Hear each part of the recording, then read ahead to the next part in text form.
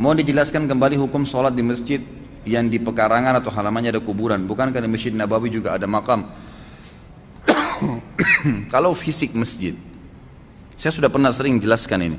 Kalau ini tempat tisu ini kita ibaratkan masjid. Mudah-mudahan tidak ada gambarnya. Jadi ini masjid, ini yang dipakai sholat 5 waktu. Ya. Sholat 5 waktu, sholat Jumat, pokoknya ini yang dipakai. Ternyata di luarnya, di depannya kah, di sampingnya kah, di belakangnya kah ada kuburan. Sahkah sholat di sini? Sah. Karena itu bukan tempat sholat itu. Itu bukan tempat sholat. Kalau ini masjid, di dalamnya ada kuburan, nah itu yang jadi baru masalah. Gitu kan? Itu pun ulama membahas, mengatakan hadis Nabi SAW, la taj'alu kuburakum masajid, jangan kalian jadikan kuburan kalian sebagai masjid, gitu kan?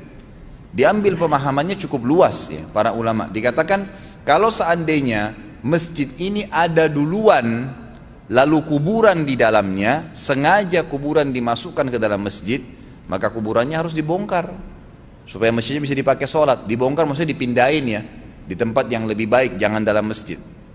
Kalau kuburan ada duluan di situ, masjidnya dibangun karena kuburan bukan karena Allah, masjidnya harus dibongkar, kan gitu. Baik, bagaimana dengan kasus Masjid Nabawi? Masjid Nabawi, masjid yang memang dasarnya pisah dengan kuburan Nabi SAW, pisah, nggak satu kan dulu. Itu rumah Nabi SAW dan ini masjid, ya memang pisah, nggak satu sama sekali. Maka kasus masuknya sekarang kuburan Nabi SAW, rumah Nabi SAW, rumah Aisyah ke dalam masjid ini karena perluasan masjid, dan karena ini masjid memang adalah salah satu masjid yang akan didatangi sampai hari kiamat oleh kaum muslimin.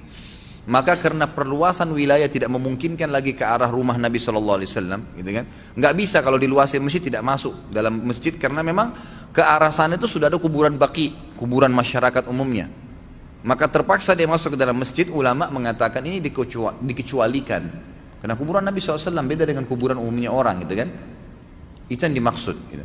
Walaupun ada sekarang sebagian ulama mengatakan memberikan saran kepada kerajaan Saudi agar dikeluarkan dari masjid Nabi SAW, artinya dipisahin seperti zaman Nabi dulu, ada pintunya sendiri. Tapi ini juga mengharuskan ada luas lagi pekarangan di mana orang bisa datang untuk ziarah kuburan itu butuh manajemen baru lagi.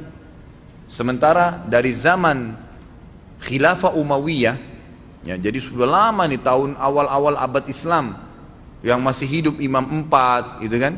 Itu memang masjid rumah Nabi SAW sudah mulai dimasukkan ke dalam masjid dan mereka masih belum mengeluarkan fatwa tentang masalah itu. Sampailah kepada kita sampai hari ini masih seperti itu.